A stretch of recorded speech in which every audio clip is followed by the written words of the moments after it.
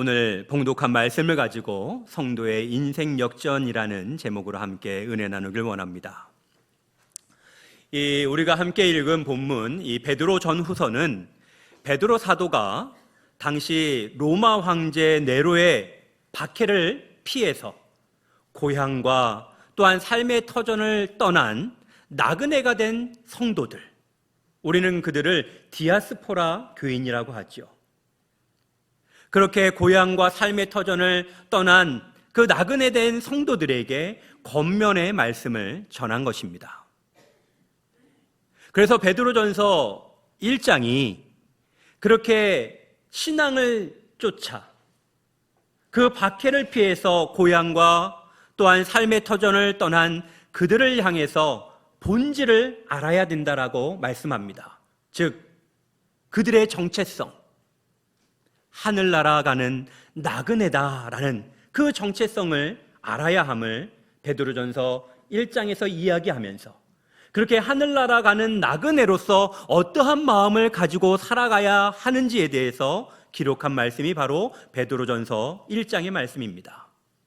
오늘 봉독해드린 이 베드로전서 2장의 말씀은 그 1장의 말씀을 기초로 하여서 그러면 우리 그리스도인들이 하늘나라 가는 나그네로서 어떻게 영적으로 성장할 수 있는지, 우리의 신앙이 어떻게 더 성숙해질 수 있는지에서 말씀하는 것이 바로 베드로전서 2장의 말씀입니다. 오늘 본문인 베드로전서 2장 1절부터 5절 말씀을 살펴보면서 우리의 믿음과 그리스도인으로서의 모습이 더욱더 성숙해지기를 소망합니다. 하늘나라 가는 나그네로서의 그 아름다운 삶의 모습이 드러나는 우리 시온의 모든 권속들이 되기를 소망합니다. 우리가 그러기 위해서는 먼저 오늘 말씀해 보니까 버려야 할 것들이 있다라고 말씀합니다. 우리 1절의 말씀 다 함께 같이 읽어보도록 하겠습니다.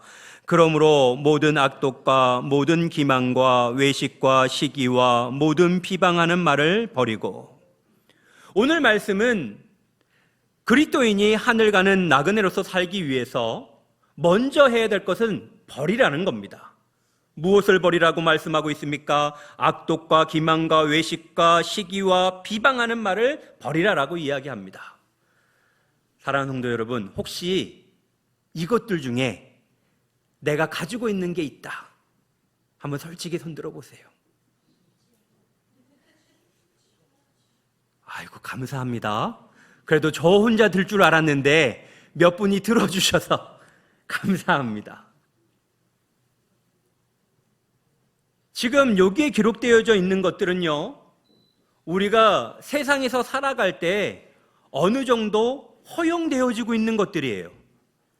그리고 어느 정도 차이가 있습니다마는 우리가 조금씩 다 행하면서 살고 있는 것들입니다. 물론 우리가 이게 성경의 말씀이다 보니까 조금은 뭐라고 그럴까요?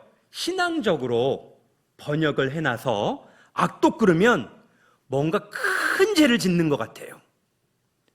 기만, 외식 그러면 야, 이거를 했다가는 당장 하나님으로부터 벌 받을 것만 같은 그러한 말로 기록되어져 있습니다.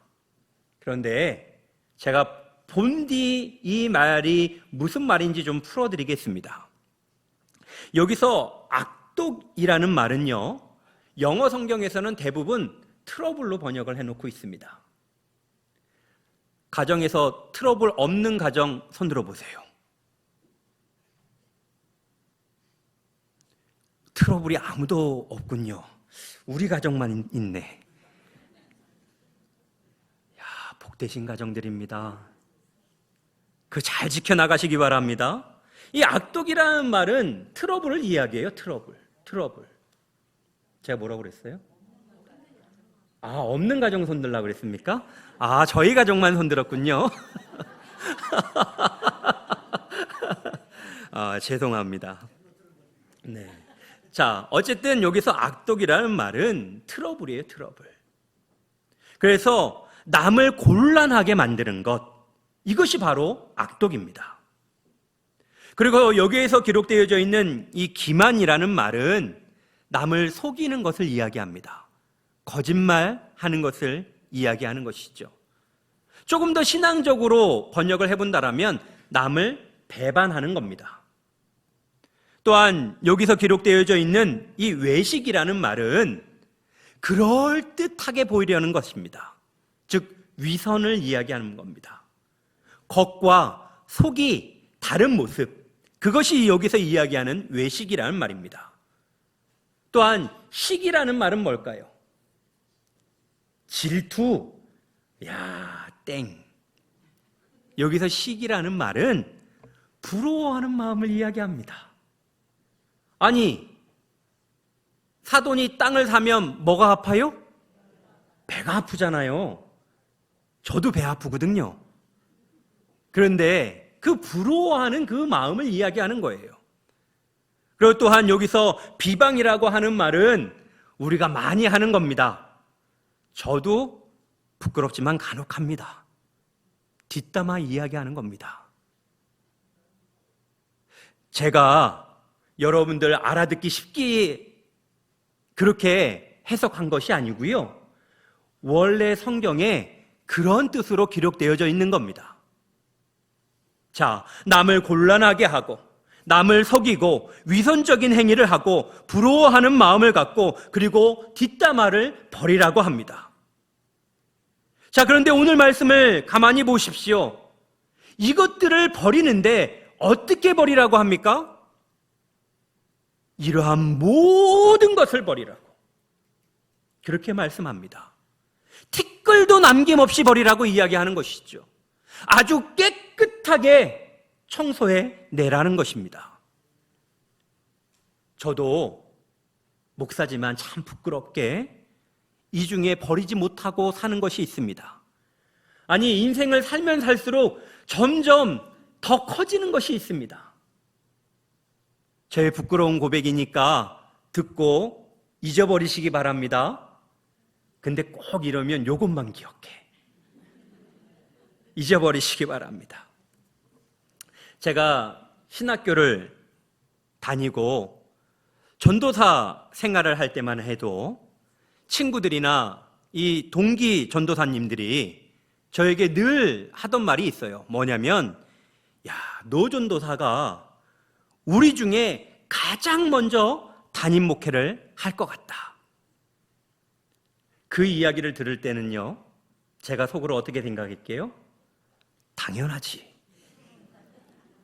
왜 그러냐면 참 제가 교만스러워요. 제 동기들 중에 제가 제일 나아 보였거든요. 제가 설교도 제일 잘하는 것 같았고 찬양도 제일 잘하는 것 같았고 제가 제일 먼저 담임 목회하는 거에 대해서 당연하다라고 그렇게 생각을 했습니다. 그런데 이제 시간이 많이 흘렀죠.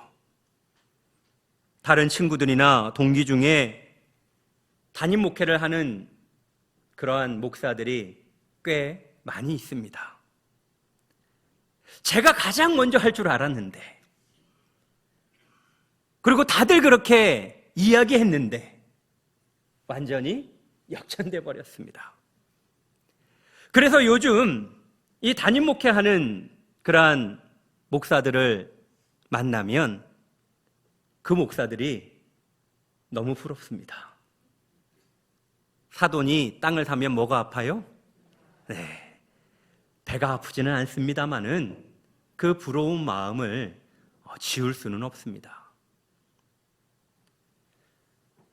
이 세상을 살아가면서 저만 이런 생각을 하고 살아갈까?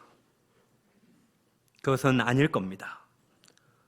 우리 누구나가 다 직장에서 승진의 문제로, 때로는 자녀 학업의 문제로, 때로는 우리의 삶에서 여러 사람들을 만났을 때 그 가운데서 또한 가정의 여러 문제로 인해서 우리는 남을 곤란한 상황에 빠뜨리기도 하고 때로는 과장해서 이야기하거나 아예 거짓말을 하거나 저처럼 부끄럽지만 부러워하거나 때로는 더 심하면 뒷담화하는 것이 바로 우리의 인생의 모습일 것입니다. 간혹 운동 경기를 관람하다 보면 반칙하는 모습을 보게 됩니다. 우리는 상식적으로 운동 경기를 할 때 반칙을 하면 안 되는 것으로 알고 있습니다. 자, 그런데 여러분들 운동 경기 중에 반칙 안 하면서 끝까지 경기가 끝나는 거 본 적 있으십니까? 없죠. 이상하게 우리는 상식적으로 경기를 할 때 반칙하면 안 된다는 것을 알고 있어요. 그럼에도 불구하고 경기 중에 왜 반칙합니까? 지지 않으려고 반칙하는 겁니다. 이기기 위해서 반칙한다는 것이죠. 그리고 반칙을 잘하면 뭐 받습니까? 칭찬받습니다. 저는요, 아직 좀 성격이 못돼 먹어서 아직도 마음 가운데 일본을 너무나도 미워해요. 여러분들은 안 미워하시는 것 같은데 저는 미워합니다. 그래서 일본이랑 한일전만 붙는다. 그러면 무조건 우리나라가 이겨야 돼요. 그래서 그 경기에서 우리나라가 반칙을 해서 일본 선수가 넘어졌어. 속이 어찌나 시원한지. 그냥 잘했다. 너무 이뻐 보여요. 참 부족한 모습이죠. 그런데 우리가 세상에서도 이기기 위해서 수많은 반칙이 요긴하게 사용되어지고 있다는 겁니다. 그러한 것만 잘만 사용하면 세상에서 명예와 물질을 더 쉽게 얻을 수도 있다는 겁니다. 그래서 운동 경기를 준비하는 그 선수들은요, 심판에게 들키지 않도록 반칙하는 연습을 따로 한다고 합니다. 우리 그리스도인들도 세상을 살다 보면 반칙하는 사람들을 많이 보게 돼요. 그리고 그 반칙하는 사람들을 만나면 그들을 이기기 위해서 나도 반칙을 해야 될 것처럼 생각되어질 때가 있다는 겁니다. 그러나 우리가 진정한 그리스도인이라면 그렇게 해서 얻은 승리에 대해서 당당할 수가 있겠습니까? 우리가 진정한 그리스도인이라면, 하늘나라 가는 나그네로서의 삶을 사는 자들이라면 그렇게 얻은 부를 가지고, 그렇게 얻은 명예를 가지고 하나님 앞에 담대히 설 수 있겠습니까? 결코 그럴 수 없다라는 것이죠. 오늘의 말씀을 다시 한번 보시기 바랍니다. 오늘의 말씀은 우리 인생에서 한 번쯤은 그냥 허용할 수 있는 것들입니다. 아니, 정도의 차이는 있겠으나 우리가 누구나 다 행하면서 살아가고 있는 것들입니다. 그러나 오늘의 말씀은 뭐라고 말씀합니까? 이것을 버리라고 말씀합니다. 모든 것을 버리라고 말씀합니다. 그런데 이 말씀대로 하면 우리는 인생을 살아가면서 지는 것을 선택하는 것이 훨씬 빠를지도 모르겠다라고 생각할 수 있습니다. 그리고 정말 이러한 세상의 방식, 세상의 기준, 세상의 가치, 이런 것들을 다 버려버리면 세상에서 정말 질지도 모릅니다. 패배자라고 낙인 찍힐 수도 있습니다. 그런데 오늘 본문은 그것이 우리 그리스도인들의 삶이라고 말씀하고 있는 겁니다. 우리의 신앙이 진정으로 성장하시기를 원하십니까? 우리의 모습과 또한 우리의 삶의 방식이 하나님 앞에서 담대하기를 원하십니까? 그렇다면 세상의 모습, 방식을 버리는 것이 바로 우리들이 행할 것입니다.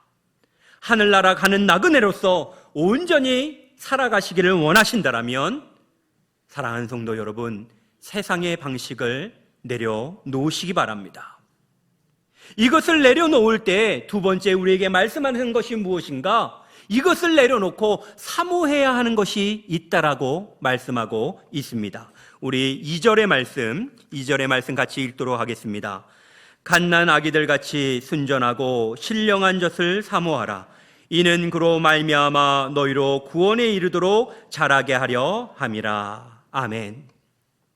여기서 순전하고 신령한 젖은 말씀을 가르칩니다. 우리 그리스도인들은 갓난아기가 젖을 사모하듯이 그렇게 말씀을 찾고 말씀을 먹는 일에 힘써야 한다는 것입니다. 우리 어머니들은 잘 알 겁니다. 왜 어머니들은 갓 태어난 아기에게 젖을 물립니까? 갓난 아기에게 젖을 물리는 이유는 그 갓난 아기는 다른 것은 소화하지 못하기 때문입니다.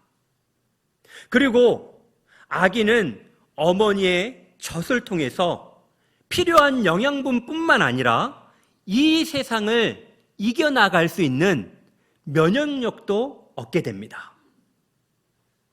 그래서 갓 출산한 어머니들에게 무엇을 먹이라고 권유합니까?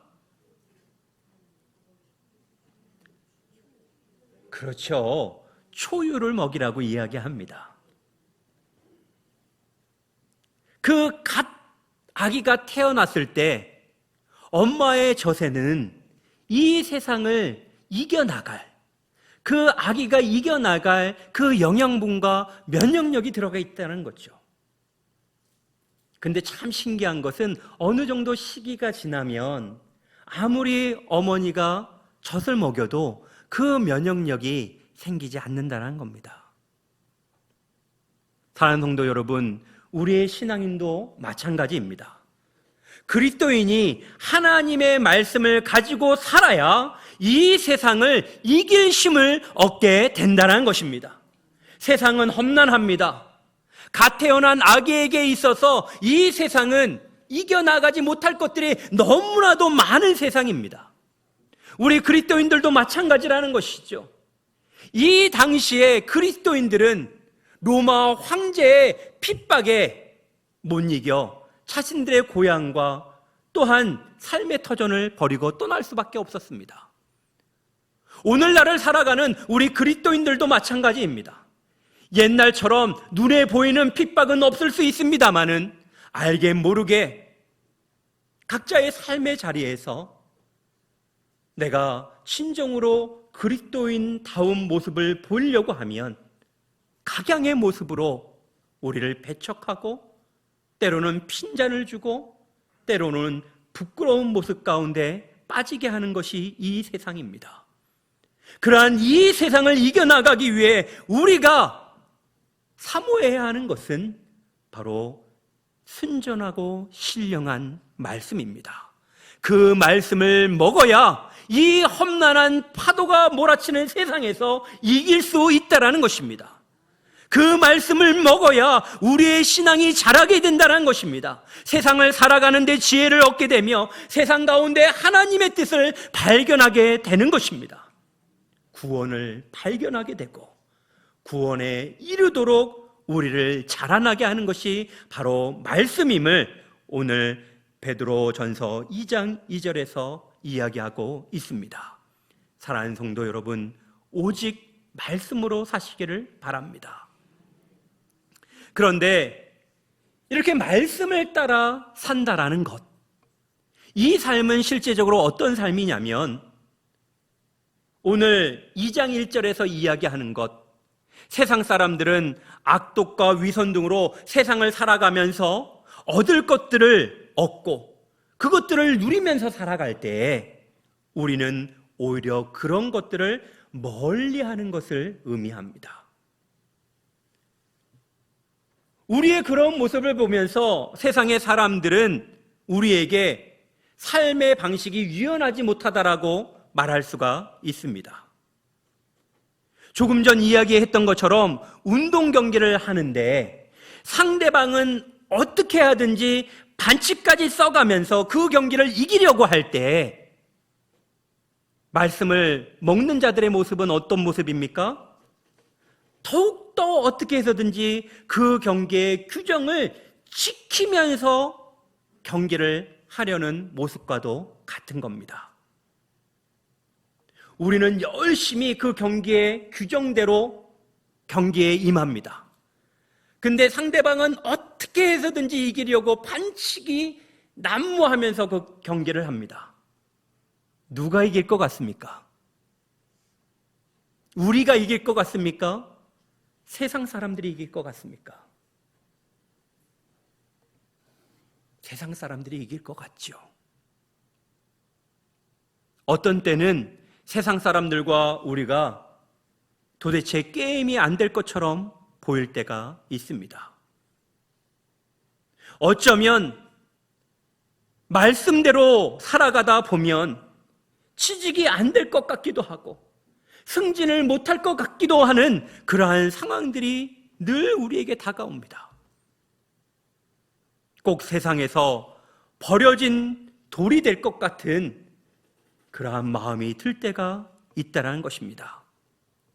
그러나 그렇게 버려질 것이 확실해 보여도 우리는 절대 세상의 방법을 따라가서는 안 됩니다.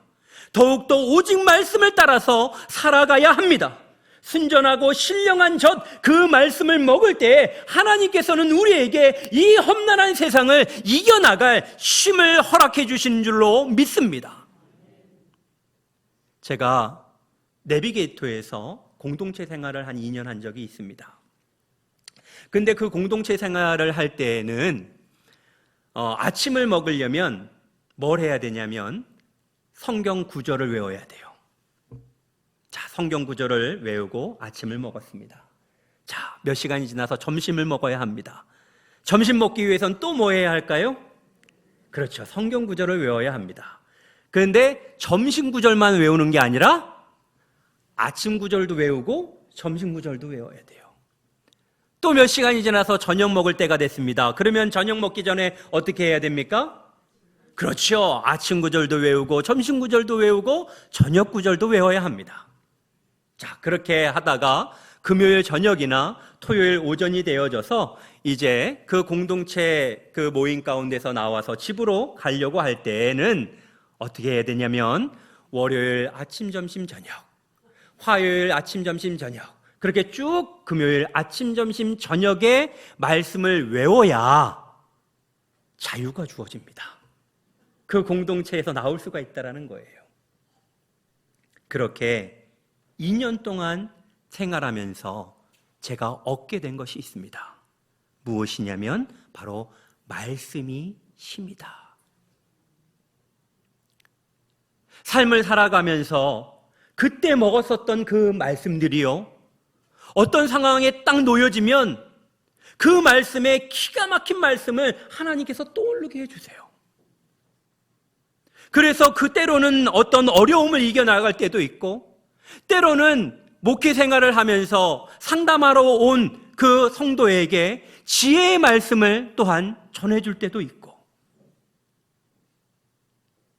그렇게 2년 동안 끊임없이 말씀을 먹었더니 이 세상을 살아가는 그 상황마다 그것을 이겨나갈 하나님께서 지혜도 주시고 힘도 주시더라는 겁니다. 사랑하는 성도 여러분, 동일한 은혜가 여러분들 가운데도 있기를 소망합니다. 그것이 바로 예수님의 방법입니다. 그것이 바로 그리스도인들이 세상을 살아가는 방식입니다.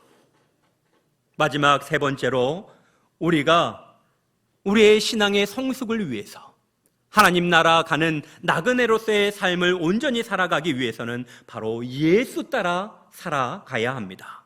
우리 4절의 말씀 함께 읽겠습니다.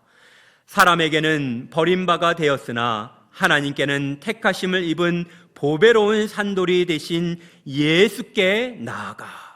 누구께 나아가? 예수께 나아가. 자, 그런데 4절의 말씀을 보십시오. 예수님도 사람들에게 어떻게 됐습니까? 버림받았습니다.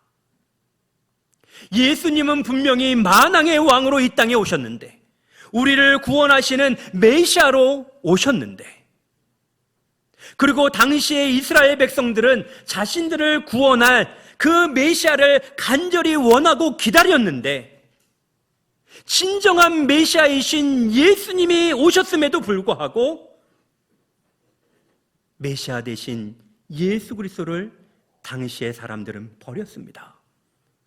그 이유가 무엇입니까? 당시에 이스라엘이 원했었던 그 메시아는 자신들을 로마의 압제 가운데서 해방시켜줄 그 힘을 가진, 그 능력을 가진 메시아를 원했습니다. 로마의 압제로부터 벗어나서 이스라엘이 열국의 지배자가 되어지도록 그렇게 세워줄 그러한 왕을 원했다는 겁니다. 그러나 예수님의 방법은 십자가였습니다. 예수님의 방법은 죽음이었습니다. 그래서 자신들의 뜻에 맞지 않아서 당시의 사람들은 예수를 버렸습니다. 사람들은 자신들이 이루고 싶은 그러한 집이 있었는데, 그 집을 짓는데 예수님이 거추장스러워서 그래서 버렸습니다. 예수님의 방법을 따라서는 결코 이 세상에서 자신들이 원하는 모습을 이룰 수 없다라고 생각했기 때문에 그래서 예수님을 버렸습니다. 그러나 사랑하는 성도 여러분, 베드로전서 2장 4절의 말씀을 다시 한번 보시기 바랍니다. 사람들은 예수를 버렸지만 하나님께서는 예수님을 버리신 것이 아니라 예수님을 오히려 택하셨습니다. 세상 방식의 성공을 이루지 못하였다라고 해서, 세상의 방식대로 살아가면서 내가 그 성공을 이루지 못하였다고 해서 하나님께 버림받는 것은 절대 아닙니다. 오히려 예수님은 하나님께 택하심을 입은 보배로운 산돌이 되셨다라고 말씀하고 있습니다. 세상 방식이 아니라 우리는 그리스도인으로서 예수의 방법을 따라 살아야 합니다. 그래야 우리가 진정한 그리스도인으로서 성숙해질 수 있는 것입니다. 그래야 우리도 예수님처럼 산돌이 될 줄로 믿습니다. 사랑하는 성도 여러분, 세상에서 버려지는 것이 어떻습니까? 때로는 실패자로, 낙오자로 낙인 찍히는 것이 뭐 어떻습니까? 우리가 예수 따라 살아갈 때 우리 하나님은 결코 우리를 버리시지 않는 줄로 믿습니다. 우리를 택해 주실 줄로 믿습니다. 우리를 산돌되게 해 주실 줄로 믿습니다. 우리가 하늘나라 가는 나그네로서 세상의 방법을 내려놓고 말씀을 살아 사모하며 예수를 따라갈 때 우리는 산돌이 될 줄로 믿습니다. 그럴 때 우리에게 어떤 일이 일어납니까? 바로 성도의 인생 역전이 일어납니다. 할렐루야. 우리 옆에 분들과 다시 한번 인사 나눠봅시다. 역전의 삶을 삽시다.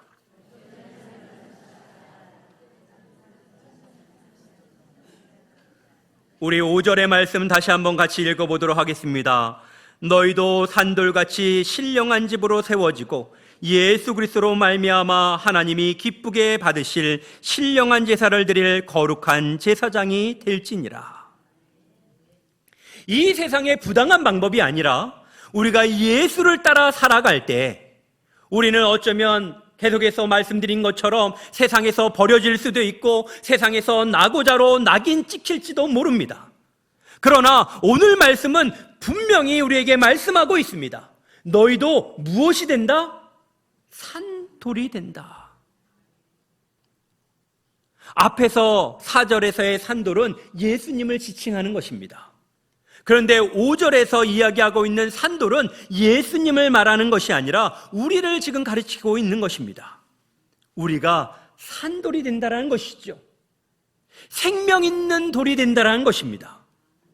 우리가 말씀을 따라 살다 세상에서 버려지면 비참해질 것 같지만 결코 아닙니다. 그럴 때 우리는 비로소 예수 그리스도를 통해 우리에게 주신 그 영원한 생명을 누리는 자, 그 생명을 가진 자가 된다는 것입니다. 세상의 사람들은 세상의 방법대로, 세상의 기준과 가치대로, 세상의 승리의 방식대로 살아가다 보면 결국 그들의 눈앞에 놓여져 있는 것은 무엇입니까? 바로 죽음이요 멸망입니다. 세상의 사람들이 그토록 짓고 싶어하는 그 집은 결국 죽은 돌로 짓는 것입니다. 생명이 없는 집을 짓고 있는 그들과 달리 우리가 산돌 대신 예수와 같이 이제 하나님께서 우리에게 참된 생명을 주셔서 우리가 살아있는 돌이 되어서 우리가 영생이 있는 집, 하나님께서 허락하신 그 생명이 있는 집을 짓게 된다는 것입니다. 예수님이 먼저 산돌이 되셨고 이제 우리도 산돌이 되어서 오늘 말씀에 무슨 집을 세운다라고 되어 있습니까? 신령한 집을 세운다라고 기록되어져 있습니다. 신령한 집, 즉 우리 인생이 하나님께서 거하는 집이 된다는 것입니다. 그뿐만이 아닙니다. 5절 하반절에 뭐라고 기록되어져 있습니까? 하나님이 기쁘시게 받으실 신령한 제사를 드릴 거룩한 제사장이 될지니라. 우리의 대제사장이신 예수 그리스도처럼 우리가 생명 있는 돌이 되면 예수 그리스도로부터 말미암아 그 영생을 얻은 자가 되면 그 생명을 우리가 누릴 뿐만 아니라 그 생명을 누릴 수 있는 자, 그 생명의 길로 인도할 수 있는 바로 제사장이 된다는 것입니다. 사랑하는 성도 여러분, 이 얼마나 멋진 인생입니까? 우리가 흔히 이야기하는 인생 역전의 삶이 지금 그려지고 있는 것입니다. 너무나 멋진 삶 아닙니까? 별로 동감을 못 하시네. 나만 그렇게 감동적인가 봐. 사랑하는 성도 여러분, 보십시오. 세상은요, 자신들의 방식을 따르지 않는 우리를 실패자라고 패배자라고 낙인 찍고 버리지만은 오늘 하나님은 우리에게 뭐라고 하십니까? 그 실패자가, 그 패배자가 생명이 있는 삶이 되고 그 생명의 길로 인도하는 제사장이 될 것이라고 말씀하고 있는 겁니다. 말씀을 따라 우리가 산돌이 되어 살아간다라면 우리의 삶 자체가 하나님이 기쁘시게 받으실 신령한 제사가 되고 우리가 또한 하나님께서 기뻐 받으시는 것을 드리는 제사장의 삶을 살게 된다는 것입니다. 이것이 바로 성도의 인생 역전의 삶입니다. 그렇기에 우리가 세상에서 버려졌다라고 낙심하거나 낭망할 필요가 전혀 없습니다. 실패했다라고 넘어져 울 필요가 없습니다. 우리는 세상이 우리를 버린 것에 대해서 실망할 것이 아니라 산돌이 되셔서 우리를 구원의 길로 인도하신 예수님처럼 우리에게 영원한 생명을 부여해 주신 그 예수님처럼 우리가 어찌하여야 산돌로 살 수 있을까? 그것을 늘 생각하며 살아야 할 것입니다. 이를 베드로전서 2장 6절부터 10절 말씀에서는 구약의 말씀을 인용하여서 다시금 말씀하고 있습니다. 이 말씀 가운데 우리가 너무나도 잘 알고 사랑하는 말씀이 있습니다. 바로 베드로전서 2장 9절의 말씀입니다. 2장 9절의 말씀을 우리 다시 한번 같이 읽고 말씀을 맺도록 하겠습니다. 그러나 너희는 택하신 족속이요 왕 같은 제사장들이요 거룩한 나라요 그의 소유가 된 백성이니 이는 너희를 어두운 데서 불러내어 그의 기이한 빛에 들어가게 하신 이의 아름다운 덕을 선포하게 하려 하심이라. 아멘. 세상에서 우리를 인정하지 않고 무시하여도 전혀 신경 쓸 거 없습니다. 거기에 우리의 생각을 담아 놓을 필요가 없습니다. 우리는 세상의 방식을 따르지 않아서 실패자가 되었지만은 하나님께 택함받은 사람이 되었음을 믿으시기 바랍니다. 우리는 세상에서 나그네이지만 하나님 나라에서는 왕같은 제사장이 됐음을 여러분들 믿으시기 바랍니다. 예수 따라 살다가 버려졌지만 그의 소유된 백성이 되었습니다. 우리는 세상 나라에서는 나그네이지만 하나님 나라의 백성입니다. 우리는 하나님의 소유로서 하나님께서 보호하시고 보존하시는 사람들입니다. 세상의 방식을 이제는 모두 다 내려놓고 순전하고 신령한 말씀을 사모하며 예수님 따라 산돌 대신 예수님처럼 우리가 산돌되어서 그 생명을 누리고 그 생명을 나누고 또한 수많은 사람들을 생명의 길로 인도하는 거룩한 제사장의 삶, 인생 역전의 삶을 살아가는 시온의 권속들이 되기를 간절히 축원합니다.